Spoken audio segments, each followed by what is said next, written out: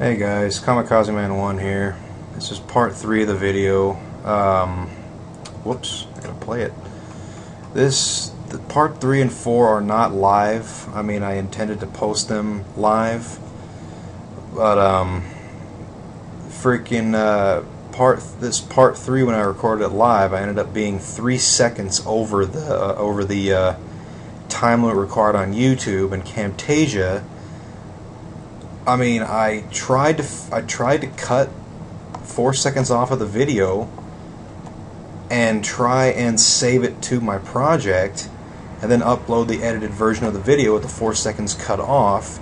But Camtasia is not letting me do it. I mean, it's amazing. I mean, I dicked around it for maybe 1 or 2 hours to try and figure it out. I tried the tutorial videos, I read the handbook, and all that bullshit. And I still could not find the answer to my problem. I couldn't find a solution. So what I just did was, I'm just recording over the video. I deleted the audio from the live portion, and I'm just making my own.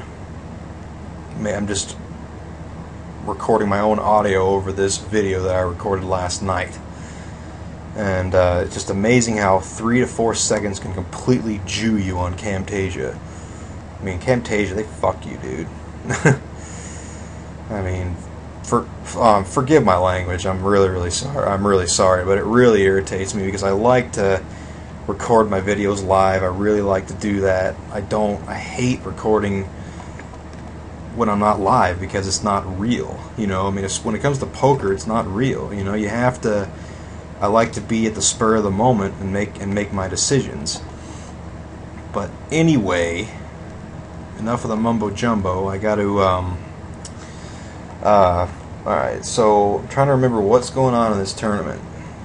Alright, so I doubled up with the 5s, and I shoved with about a little less than 6 blinds. Yeah, shoved a little less than 6 blinds, and with 5s. I got called from the big blind, who was also short stacked. You know, he really had to call with anything. If I recall correctly, he called with a 4-3, and but you know, it's not a bad call for him to make. You know, he's really short stacked, and he's hoping that I'm shoving just unpaired high cards. You know, so he's drawing live, and but I had an overpair, and I won the hand and got my chips back. And right now, what we're hoping to do is, since we have the big stacks to our right, we're looking to steal the blinds and antes more. Since the huge stacks are to our right, we have really good table position right now, and we're just hoping to continue to steal pots pre-flop when the big stacks aren't involved, and continue to build our stack and maintain it when we can. And at this stage in the tournament, the very most important things to know are interpreting stack sizes at your table. See, like if you look here, we got a super short stack here, a pretty short stack here, a guy who was looking to shove in good spots right here. Same with this guy right here for the most part, and 2 big stacks down here. These guys are going to be the ones that are going to be the most involved just because of their stack sizes. You're going to see them enter more pots than any of the rest of us at the table.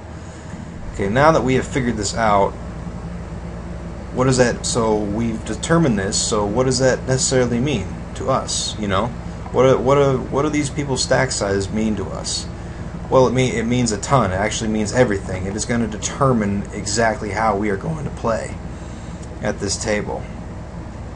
I mean, of course, you know, like hand selection obviously always plays a role in any poker tournament or cash game or whatever you play. It applies to poker all the time, hand selection. But most of the time we're not going to be having very strong hands, so I mean, we're going to have to, and the blinds are getting bigger and bigger and bigger, and we can't wait around for you know, we can't wait around for those big hands while our stack is dwindling at the same time with these massive blind levels. So what we need to look for is spots to push and shove, you know, to play all in or fold mode. We're going to play the push or fold game. I'm sure you've heard the term. So what hands are we going to be pushing and folding? Well, let's look at the stack sizes here. I mean, well, we already looked at the stack sizes, so we have, okay, now it's changed a little bit. Now we have two big stacks to our left, or decent stacks. Well, not really that big, but do we have fold equity against these people to our left? And the answer is yes. And if you don't know what fold equity is, pretty much what that is the amount of pressure you can put on your opponent based on your chip stack size and the likelihood of them folding because of the pressure you put on them. See, if we shove 10,000 chips into this guy, I mean, of course, if he calls us, he's going to be all in for his tournament life. But he's pretty short with these blind levels, so he's probably going to call us pretty liberally. So we got to be careful against him. But this guy we have perfect fold equity against. See, if we shove our entire stack into him, it's going to cost him his entire stack to call us. And he has a stack where he doesn't have to call off with a marginal hand for his tournament life. So he's going to be folding those ace rags against us a lot. He's going to be probably folding those small pocket pairs. And, you know, he's going to be folding those queen jacks, you know, jack 10 suiteds against us. He's going to be folding a lot of those hands. Okay, yeah, I remember this hand right here specifically. This guy has not been sitting in with us for very long, and so he doesn't really know how I'm playing. He doesn't really know my style yet. So he decided he limped into the small blind, into my big blind, with the hopes of seeing a flop. And I'm thinking, no, that's pretty weak. That's very, very weak, so I'm just going to go ahead and shove all in, because he's not going to be strong there a lot of the time. I mean, if he wanted to take my blind right then and there, he would have raised. You know, there's no question about it. So he would have thrown in a raise. He doesn't know that I'm the kind of opponent that's going to shove over the top of him when he limped in.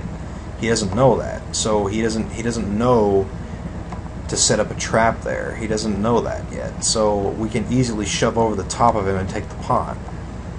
You know, because he's not going to have a strong hand there a lot of the time. So it's stuff like that you need to realize.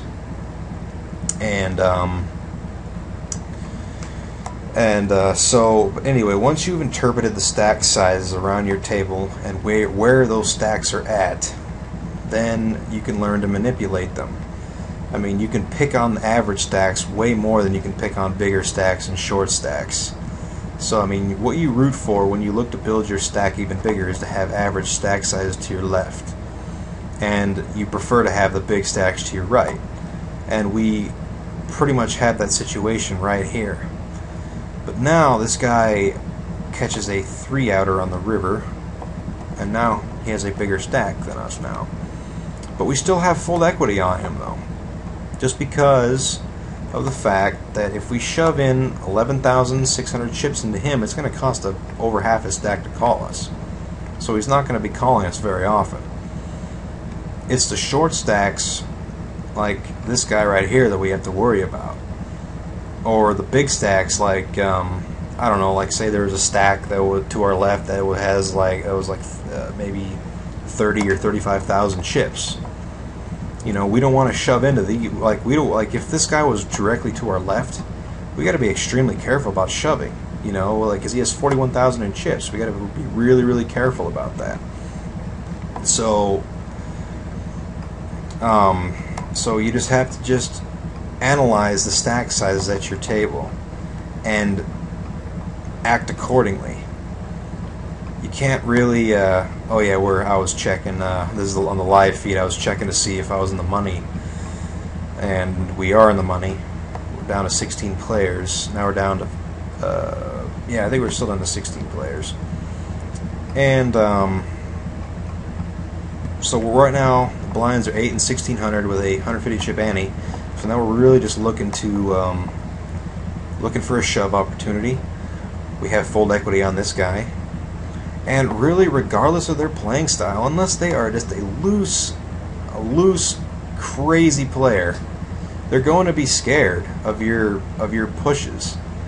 Okay, now I remember correctly, I remember that I decided to fold Queen Jack here because I just didn't want to be put in that position just yet. I didn't want to shove a Queen Jack into, like, I don't want to shove a Queen Jack under the gun against the whole table, because I don't know what the whole table has, and usually when we get called, we're going to be dominated, or we're going to be flipping a coin.